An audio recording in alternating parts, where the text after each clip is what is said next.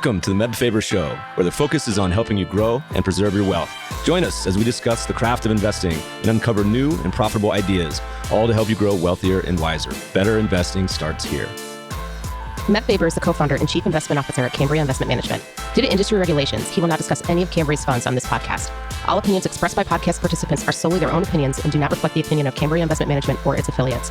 For more information, visit CambriaInvestments.com. This episode is sponsored by our friends at YCharts. If you're an advisor, you know just how many hats you have to wear. Sales, marketing, portfolio management, relationship building, accounting, a dozen other functions that fall on your plate, often all at the same time.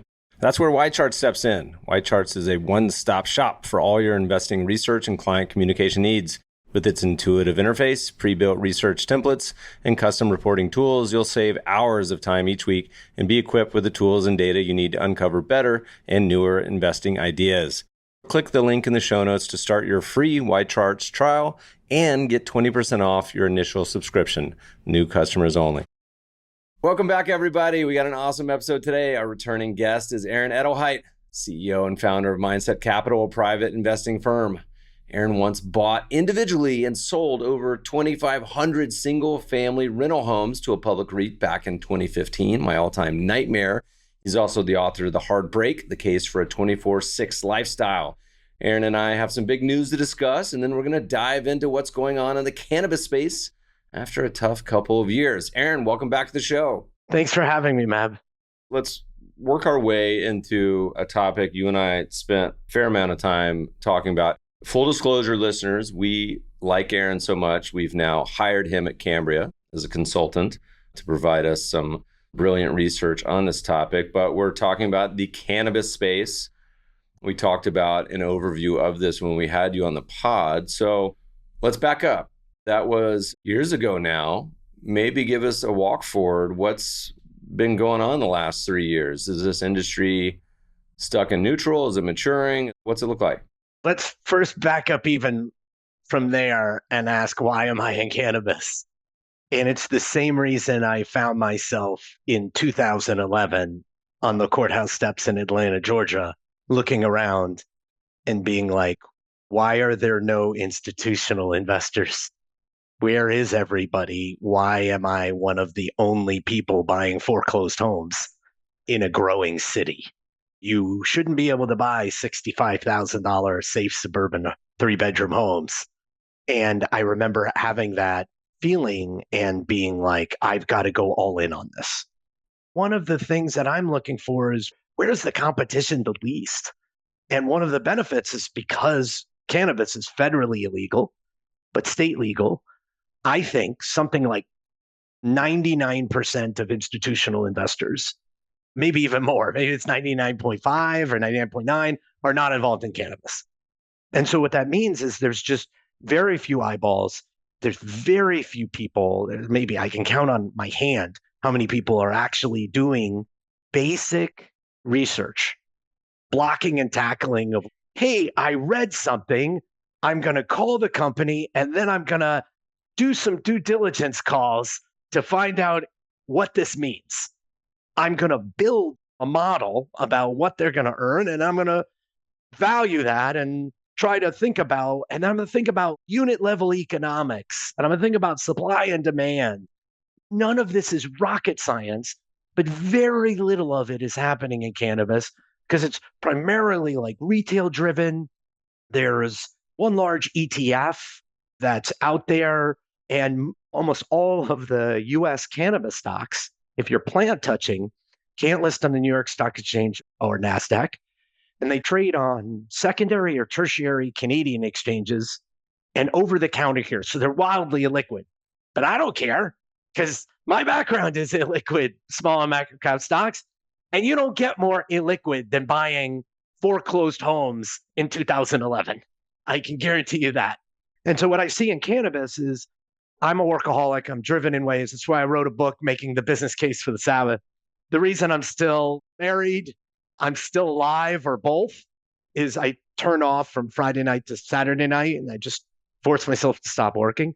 But part of that is it manifests in some really bad bouts of insomnia. I wouldn't wish this on anyone. And for me, the low dose gummy has been life altering. I have 3 kids. Not being able to sleep is just literal torture. Now, just knowing it's in my cabinet is enough. And so I was already interested. I'm already using it to help me. The more research, the more I pull back, the more I realize, oh my gosh, there are all these myths about cannabis. Not only the dangers, but people don't even understand the business or the cultivation side. They're just a bunch of myths about the plant. And partly because before 8 years ago, we weren't trying to produce cannabis at scale. There was no business of cannabis 8 years ago or 9 years ago. No one was trying to do any of this professionally. So we just didn't really understand it. And so the more I dove into it, I'm like, oh my gosh, there's broad misunderstandings about it. And where I've come out on the other end is that cannabis is the great replacement. So you look at that tailwind of housing, you have the same tailwind with cannabis. And what I mean by the great replacement is that Americans and the world, let's just focus on America because it's a massive market, are just using substances to get through the day that are just a lot more toxic for them than cannabis. And so when a state legalizes and you start seeing people use cannabis, it's replacing other things. And then one of the biggest myths is that cannabis is a gateway drug. It absolutely is not. And it has been proven that that's not the case. So for me, if it's like Ambien, you can't take Ambien longer than 2 weeks. And the side effects are like frightening of what it can do to you. Like a lot of pharmaceutical drugs. You think about alcohol. We just accept as Americans that 178,000 Americans die every year directly from alcohol, 4,000 children. And that the CDC estimates that the annual economic damage cost to alcohol is $250 billion. What you find is that cannabis, and this is the most fascinating thing, when you dive in, you research into the data, it doesn't necessarily stop drinking. People still enjoy drinks. It seems to stop excessive drinking. And that's why Canada, since they federally legalized cannabis, has about 250 to 400,000 fewer alcoholics because of legalization.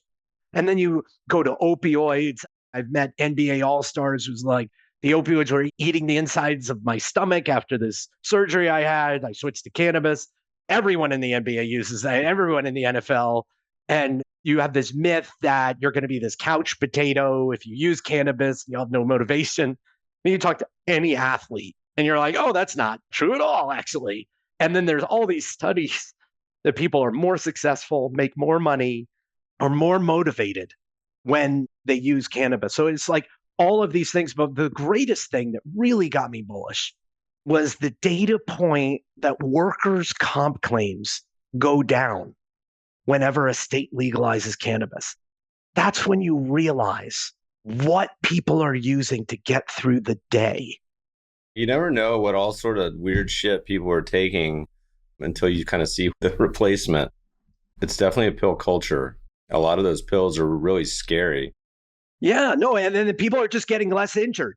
You have this massive tailwind. I'm setting up the stage of why I'm here. And so you have this massive tailwind of replacement. You could see it in the data too. Alcohol consumption's going down. The younger generation is not drinking like our generation. Our generation is looking for healthier alternatives. You can see it in wine sales, craft beer sales. Cannabis consumption's going up. There's no institutional investors. So you have this massive wave. And it's just incredibly exciting, incredibly rich, incredibly dynamic. And then you have all these misunderstandings about the industry. And so that's why at the end of 21, beginning of 22, I launched a dedicated private cannabis fund. And after initially stumbling out of the block in 2022, things have radically changed. And I feel like I have some great investments and some great insight. And frankly, I'm having a lot of fun. We're going to get to a bunch of those because there's quite a bit of differentiation between all the different parts of the cannabis space. It's almost like talking about healthcare. Well, you got the pharmaceutical companies, you got insurance companies, you got the pharmacy, on and on and on. I feel like most people get caught up in the macro story with federal legalization and deregulation and classification and banking. Give us a walkthrough what the current status is. Why is it taking so long? What can we expect? On and on. The first insight that I have, and it's not revolutionary, literally the federal government, the way it's set up is that it's made so that inertia is a very powerful force. And it's made so that it's really hard to change anything. And one of the things that drives investors mad is learning. The big unlock is when cannabis, you have federal reform, and you can have some of these companies list on US exchanges, access to banking, institutional investors, all of that. And you watch crazy stuff like GameStop, and you're watching these essentially value stocks, and it drives a lot of cannabis investors just nutty. But our federal government was literally made so it's really hard to change anything. And so what happened is, go back to the 70s, Nixon created the Controlled Substances Act and put cannabis as a Schedule I drug, which is the highest up there with the worst substances, above fentanyl, by the way. He did that against his own conservative commission that came back and said, no, you actually shouldn't. Marijuana's fine, just don't include it. His senior advisor literally came out and said, we did this to target African Americans and people against the Vietnam War, hippies. And they did it quite successfully. And they took some early myths about cannabis being dangerous, driving people crazy, and all of that, and whipped people into a frenzy. And you basically had 40 plus years of lies about cannabis perpetuated by the US government. What happened is Colorado started, and then California, and the states. We have this interesting thing in the US where you have this federal and state system, and states are these little experiments. And the states started doing medical programs. And then the federal government was like, well, if it's state and you regulate, whatever, we have other things. We won't necessarily mess with you. And there was this famous Cole memo that was the Attorney General, James Cole, that came out and said this. So state after state started doing this. And then they started doing adult use, allowing just full recreational use. And now I want to say most of the states, except 4, have medical programs, either very, very strict or kind of lenient. And then something like 25, I always forget the number, we're about to see a bunch of states vote legalization, like 26, 24, 25 states are now full adult use where anyone can walk into a dispensary. But it's created all these weird things where every state is like its own country, and you have wildly different regulatory rules, where in California, it's unlimited licenses. And then you have Florida, it's forced vertical integration, where if you want to open a cannabis dispensary, you actually have to grow everything yourself and make all the products. And then you have states that do things really well. Missouri and Michigan did a great job rolling. And then you have New York. Everyone has just been like, oh my God, what do you have? Basically illicit or shops that aren't licensed opened up, and the legal market stumbled out of the gate. They screwed all these people who went through the license system, and it's just been a complete failure of a launch of a market. And so you have all these weird things, and then you have weird price distortions where, because California, you can grow, there's no inflation on the sun, and the weather is fantastic most of the year, prices can be like $600-$700 a pound, but in New Jersey, it can be $3,500. So you can imagine that what happens is, when you have that price discrepancy, you're going to have some entrepreneurial people that are like, hey, I can arb that and make quite a bit of money. And so you have this thriving illicit market because of this weird system. Banking's really hard. Now there's state banks. There's like 700 state banks and credit unions that'll work. But like, I'm on the banned list. My fund is on the banned list at Morgan Stanley. So Badge of honor. if you wanted to invest in my private fund, this is not a solicitation. You are a Morgan Stanley client. You cannot wire my fund money.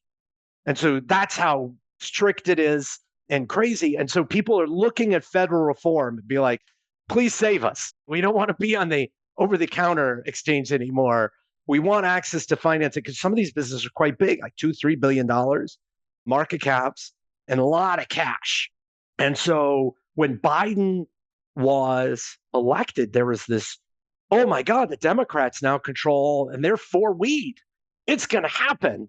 And so you had this boom, especially with all the COVID stimulus in cannabis, and then it fizzled. And the Democrats played political football. One of the problems cannabis has is it's a great talking point. The politicians really don't care about it. And that's a problem if you want change. You fast forward to today. So it's my theory that Biden needed cannabis because how, as an elderly candidate, do you look young or hip with the times and get young voters to be like, oh, maybe it's not a problem electing an 81 or 82-year-old?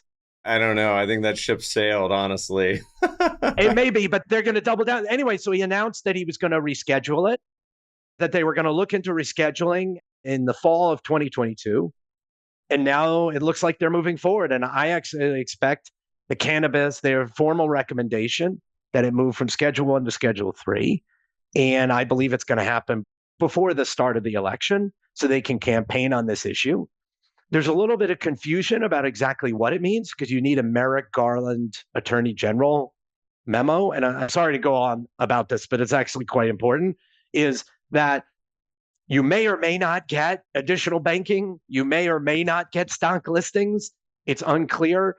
To me, it's a bad signal to the world that the U.S. is just downgrading cannabis, the severity of cannabis, and it's an opening to making this basically quasi-legal from a federal standpoint. That's my overarching view. And that's why people pay attention to it so much. A lot of the money is fast money. They want to make the quick trade. They want to make that GameStop type money. And so their entire focus is, what is the federal government going to do? Because I want in when that happens. I want in too, but I'm seeing this as a 20 or 30-year wave. The way I view it is I think we're in this messy spring training, and the game will start when you get federal reform. We wrote a piece, I think it's held up well, in July 2019. We'll put in the show note links, listeners, called The Cannabis Opportunity. And of all the strategies we manage, over a dozen now, cannabis is really the only thematic one. And it's the only one that's really not a pure systematic quantitative strategy. And so for some people, it was kind of a curiosity, a head scratcher when we decided to do it. But if you go back and read this article, we talk about thematics.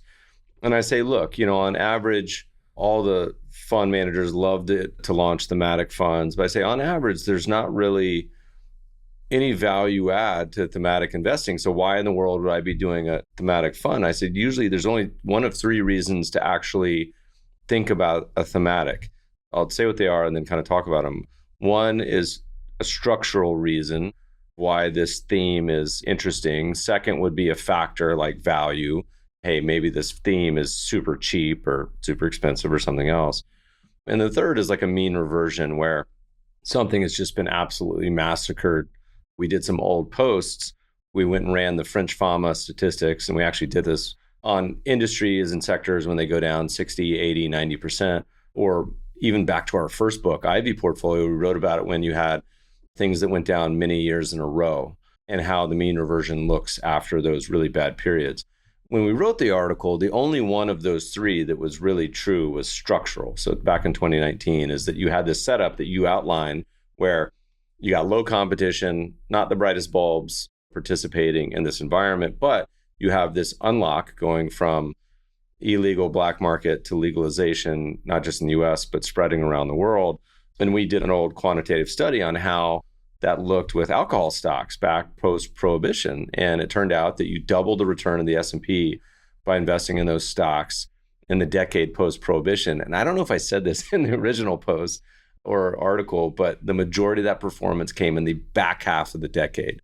Because as these companies matured and really consolidated and got their feet under them and probably got the free market creative destruction, got rid of the ones that are just there for a quick buck. And then you got the evolution and maturation where these big giant conglomerates get built. So that one's always been true.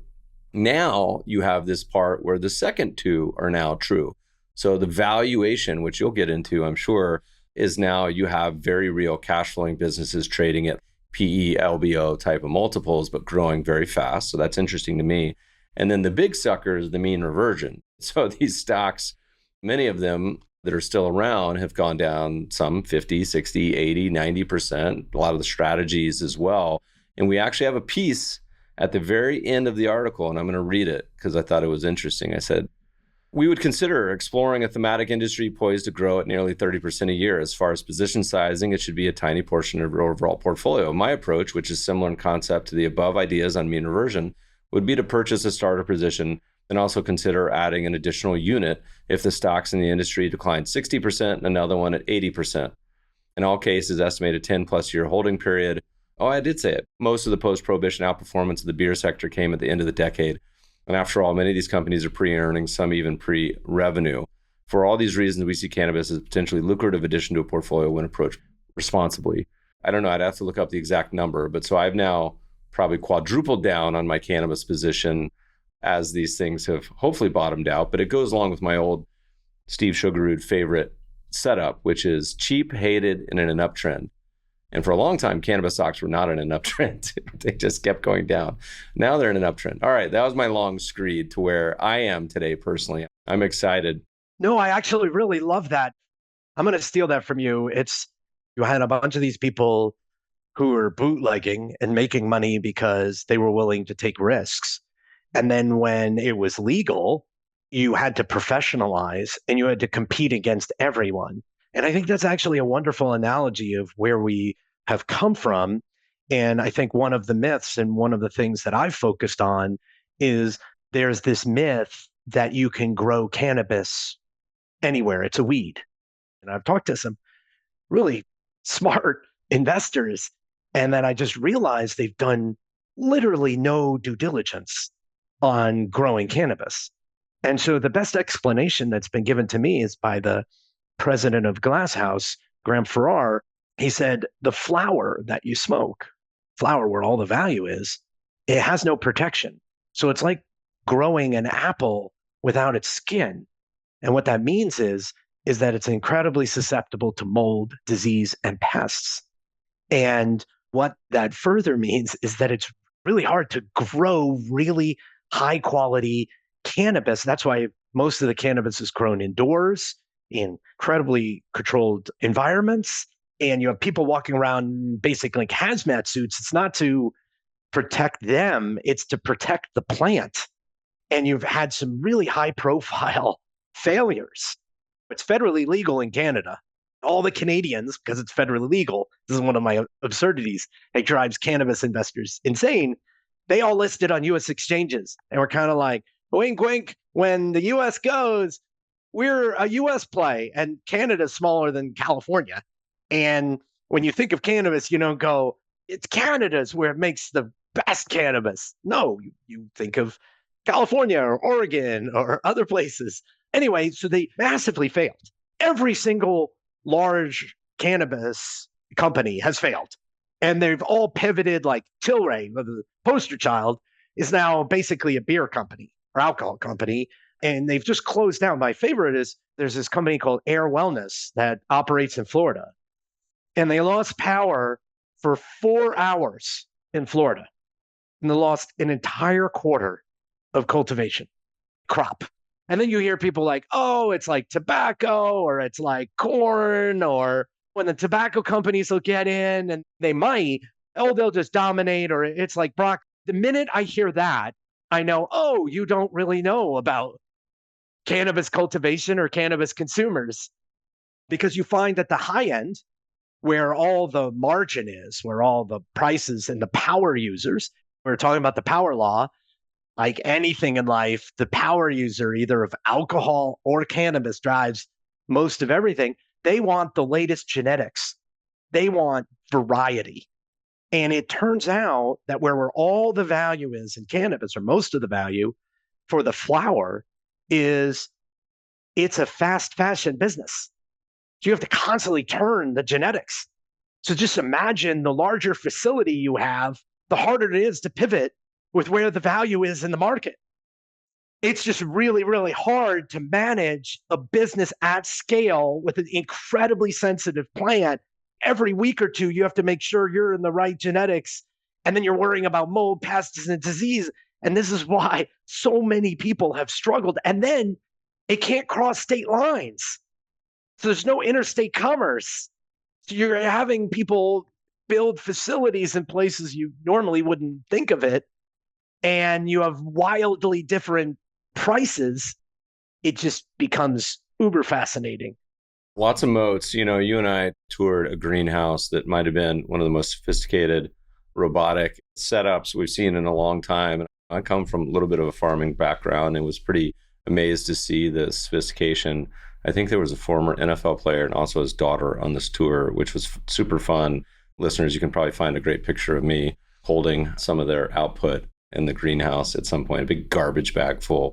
The thing about you that's interesting is you come from the background where you talk about things. There's words out of your mouth like cash flow and margins. What are the main characteristics you look for in these companies here in 2024? I think you've mentioned 5 before, but what are your main things you're looking for? What's missing in cannabis is operational excellence. 8 years ago, no one really cared about the quality, or they cared, but you didn't have scale. What's been happening in the past 8 years is trying to professionalize and standardize. And how do you grow great cannabis at scale? And then what happened is a lot of the companies just went straight to brands. Oh, brands will definitely win. So I'm just going to create brands. But if you don't have a mature supply chain and you don't have consistent quality at a low price, imagine opening a Coke can and being like, oh, I wonder what's going to be in here today. Or going to a McDonald's. You just won't have a brand. And so what I've been looking for is operational excellence. And what you're starting to see is some companies like Glass House, you were mentioning, they have 5.5 million square feet of state-of-the-art greenhouse in God's gift to the environment, which is about 45 minutes south, where the average temperature is 72 degrees, surrounded by agriculture, where there's very few relative insects. It never gets hot and it never really gets cold. And so they have like a robot that cleans the roof, ultra tall ceiling, and they just have this cost competitive advantage to produce essentially what I think of as just blast out good quality cannabis at a price no one can touch. And so they have a cost advantage. And so if you research Glass House, what they'll talk about is cost of goods sold, cost of goods sold. So realize, like anything, it's the cost that matters and then the consistency. And if you remember that tour, you look down to your left, there's a football field of cannabis and they're all in a row. And then you look to the right and it's all in a row. They went, who's the best greenhouse growers in the world? And how can they help inform us how to grow cannabis? They went to the Netherlands. This greenhouse was made for tomatoes that have like 5% margin. And they're like, well, what happens if you retrofitted it for cannabis? And they have ebb and flood floors, because remember, it's incredibly susceptible to mold. You get water on the leaf. You spray it in any way, you do drip, it just becomes problematic. You don't want any. So then imagine if you could just have an automatic ebb and flood floor and it'll just do the roots and then go down and then you recycle the water. They're doing a million experiments on that. It's basically precision agriculture that hasn't happened in cannabis basically ever. And at a scale that is hard to imagine and can't be duplicated. And so I've been very focused on that at a time where California's unlimited license, and in the last boom, everyone was growing cannabis, created this surplus, prices collapsed. The way I think about Glass House is kind of like Saudi Arabia. Yeah, you can have the price of oil be negative, but it won't be there for long because everyone's going to go bankrupt. So going back to our research question, 26 million square feet of cultivation left California in the past 2 years. And now prices have bounced back. They're stable. It's above generally the marginal cost of production. But for Glass House, they're earning 50% plus gross margins and very, very low cannabis pricing. And they're only utilizing now 40% of the capacity of this massive project. I'm looking for the unit level economics of operational excellence, of intense focus, The last thing that's super fascinating, I'd just say, just about cultivation, I set you up that every state is like its own country. Imagine I came to you, Mab, and I said, I want you to be a farmer. I want you to do wholesale distribution. I want you to run retail stores. I want you to run professional kitchens that make edibles. And I want you to create brands. And I want you to do this in 10 to 15 different countries where you can't send supplies across state lines. And there's wildly different regulatory rules. You would look at me and you would be like, well, that's insane. The sheer complexity would be impossible to manage. And that's generally what's happened. Lots of chaos. And the market's still growing. There are some companies that are now breaking out solely because of focus. And they're starting to show the EBITDA margins and the return on invested capital. When you start talking about 50% EBITDA margins, it's like software. They're in agriculture. And I think they have structural cost advantages. And they're going to do it in state after state after state. So you have long growth runways. I feel like everyone gets caught up in this geographical divisor. In their head, they're either like, all right, it's a US MSO or it's a Canadian company. There's probably plenty of opportunity everywhere. Is that an artificial distinction? Did it used to be a more important distinction, or is it a very important distinction? Are there companies on both sides of the aisle you think are interesting, or do you think you would just broadly avoid or short one of them? I think there's lots of opportunity. And what I'm trying to do is avoid short-term thinking and start thinking way in advance. What is this going to look like? What are the size of the markets? Right now, the US state legal business is around 30 billion. There's an illicit market where things are going all around. And there's wild estimates of how big that is. But think about the US alcohol market. The US alcohol market is $260 billion. It's like massive. Think about pharmaceutical sales. You're talking about massive markets we're headed to. And that's why I think about companies, you're going to have different ways to attack this. And these are going to be very, very large markets. We mentioned tobacco companies, some of them already have investments that they've made. Some of them are just naturally going to get in. The same thing with alcohol companies. One of the companies that I like is Boston Beer. And so they have a cannabis beverage in Canada.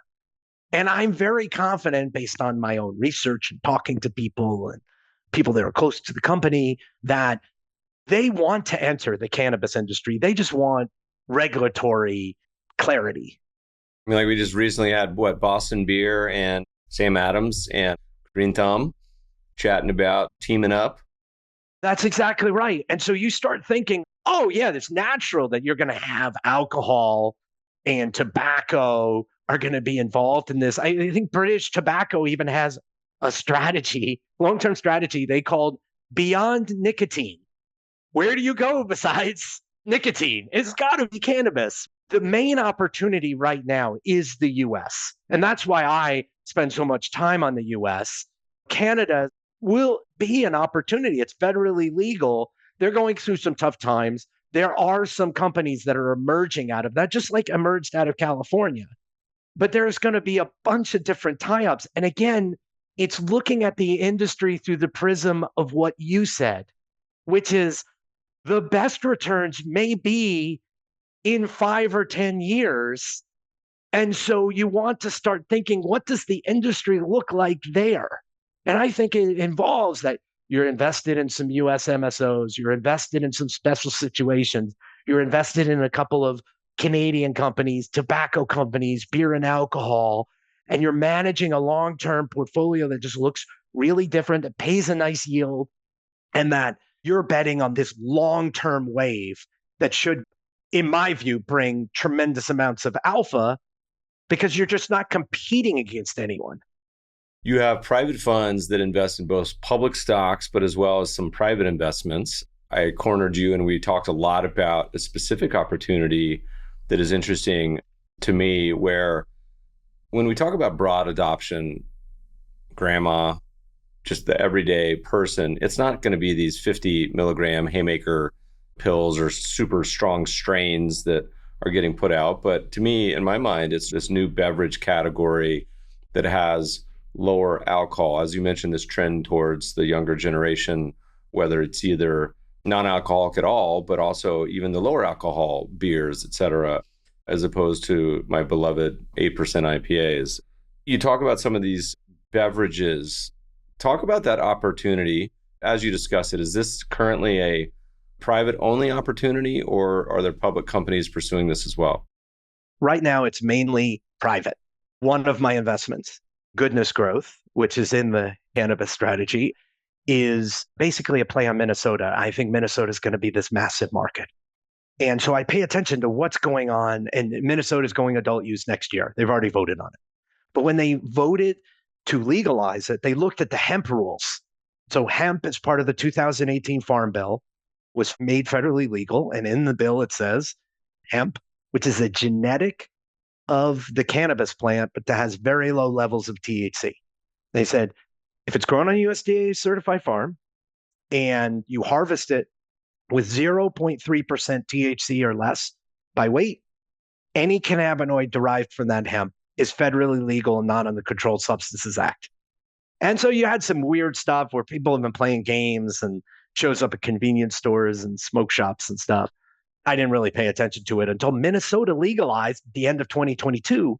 And they looked at the hemp rules and they said, well, since hemp is federally legal, we're going to allow low dose hemp beverages to be sold anywhere.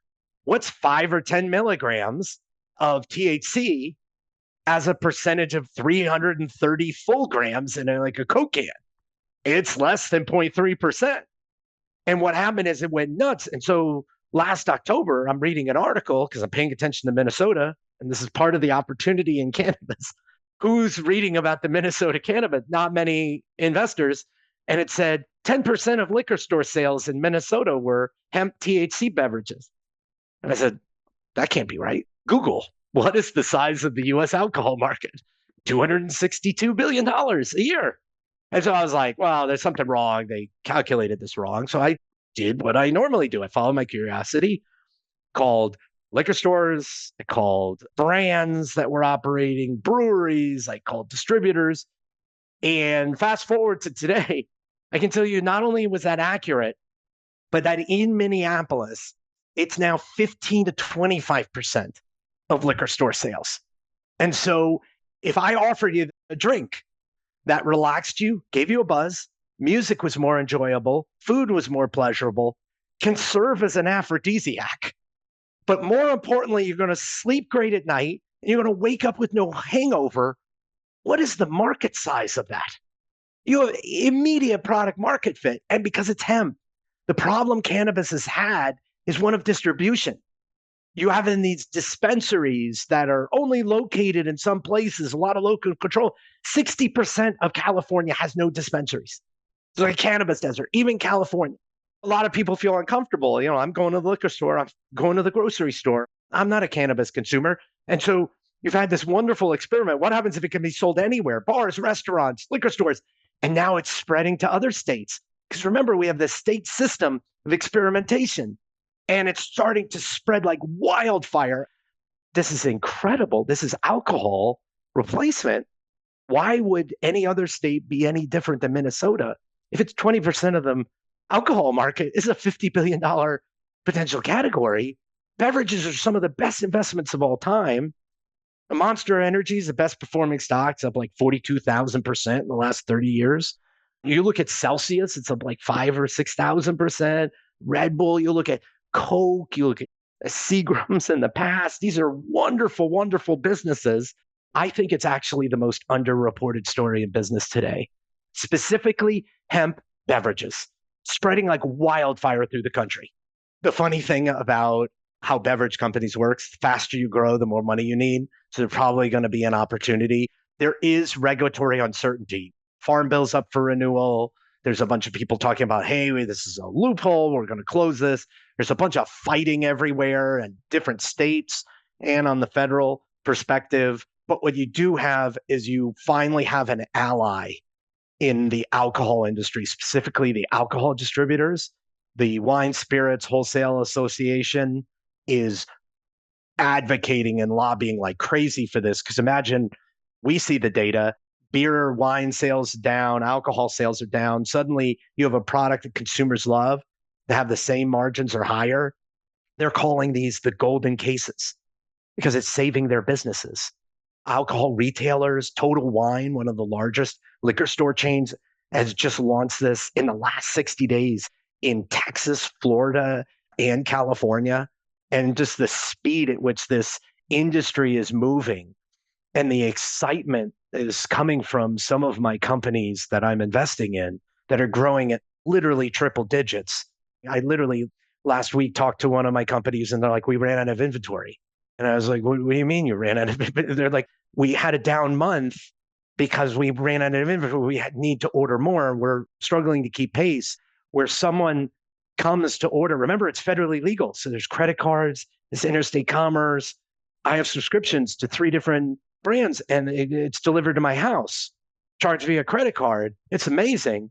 I barely drink alcohol anymore. Why would I? I don't want to hang over with 3 young kids. And so all I'm doing here is I am just following my curiosity and it's serving me well. And I think there's so much opportunity in cannabis because you have this tailwind of growth. And I think that there's a tremendous amount of alpha, tremendous amount of outperformance, especially if you can look long term. You're clearly bullish and optimistic. Are there landmines out there? Any particular, doesn't have to be companies, because I don't think you short in these strategies. You might.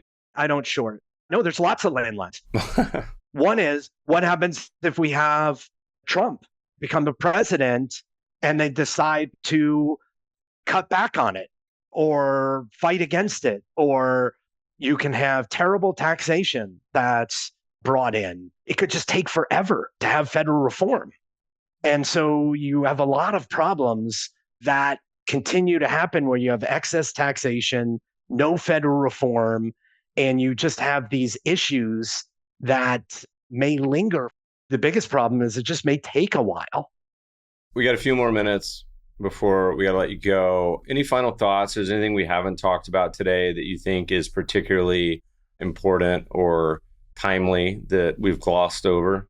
So one of the things that I would just say is I think we're very near to the first federal reform happening. The first major federal reform. I believe that you're going to have a rescheduling.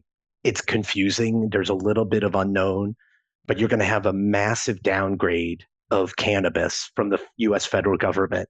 I think it is a big deal. I think you will have more investment capital come into the space. And I think that will be broadly positive. And you're starting to see evidence that companies are starting to merge. Consolidation, you'll have efficiencies wrung out, and we're exiting this kind of really brutal bear market in cannabis. And if Kamala Harris and Jimmy Kimmel are talking about it on late night TV, that means it's more than likely going to happen. All of those are scripted, and it just happened last night. And he was like, the reschedule is happening in 2 months. And it's like, Jimmy Kimmel doesn't know about the rescheduling timeline. I think that was handed to him. And so what's so exciting is the game's about to begin. And so now's the time to do work. Now's the time to do the research. Now's the time to start allocating some capital. There are different ways that you can do it. And I think you're going to have 10 or 20 years of outperformance because any of these trends take so much longer than we imagine. Just look at cloud computing. Remember when people first started talking about it and you were like, oh, 5 years in, oh, it's played out. 10 years in, it's played out. It's still going. All these long-term trends in housing. If you had asked me, I even wrote about it in 2021. I'm like, well, I guess it's over. Or I guess we've had a great run. Yeah, they just keep going. And so that's the way that I would have people think about cannabis, that it's the great replacement. Adoption's going up. There are a few eyeballs on it. You can do the work. And if you're patient and understand that these are illiquid and volatile, and you can allocate some portion of your portfolio that you're fine with that, I think that portfolio is going to outperform over the long term. That's my bet. And one of the interesting notes, listeners, we've talked about this and we have some published research on it too. One of the benefits of owning an ETF, and I'm not talking about specific ETFs, but ETFs in general, State Street and BlackRock put out some good research on this too. We'll put in the show note links, is that one of the struggles with individual investors, you got a margin account. Most, if not all brokerages, with very rare exceptions, will allow you to capture securities lending revenue. Now, on most securities, if you own the S&P 500, you might be getting almost all the ETFs, to my knowledge, do security lending and then share the vast majority of the revenue with the investor. So 80, 90+%. And the remaining doesn't go to the ETF managers. It goes to the people that manage the securities lending process. Very highly regulated process. So if something like the S&P, you may get 5 or 10 basis points. Not trivial, pretty cool. But in many cases, that basis point fee offsets a decent amount of the management fee, in some cases over 100%.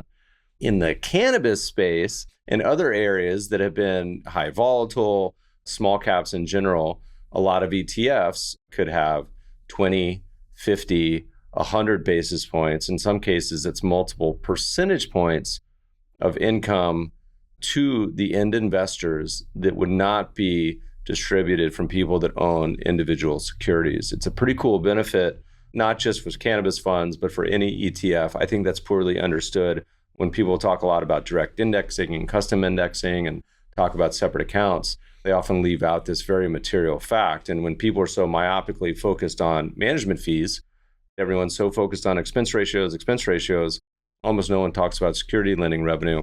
One of the challenges for that is because historically the securities lending revenue can be variable year to year. Expense ratio, if you know what it is, it's set.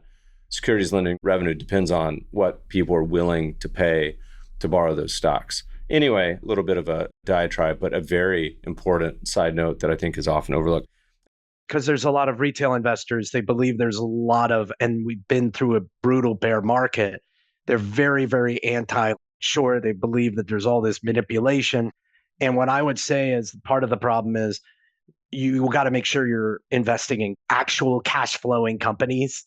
Short sellers will bet against companies that are not. And the greatest thing ever that you want is if you're in an actual cash flowing company with free cash flow that is growing and someone wants to short it, you should encourage them and accept that money. It is the greatest thing ever. And you should only be afraid if you're quick trading or you're in a company that really isn't earning its cost of capital or is actually losing money.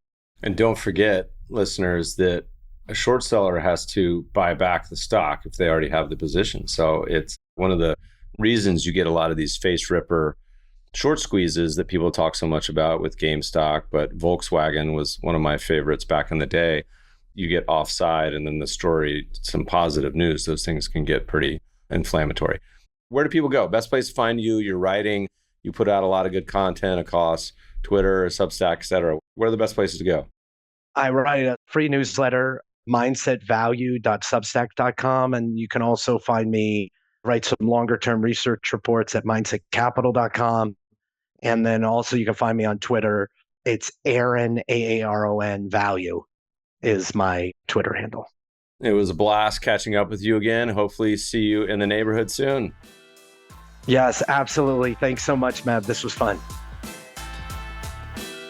Podcast listeners will post show notes to today's conversation at mebfaber.com/podcast. If you love the show, if you hate it, shoot us feedback at themebfabershow.com. We love to read the reviews. Please review us on iTunes and subscribe to the show anywhere good podcasts are found. Thanks for listening, friends, and good investing.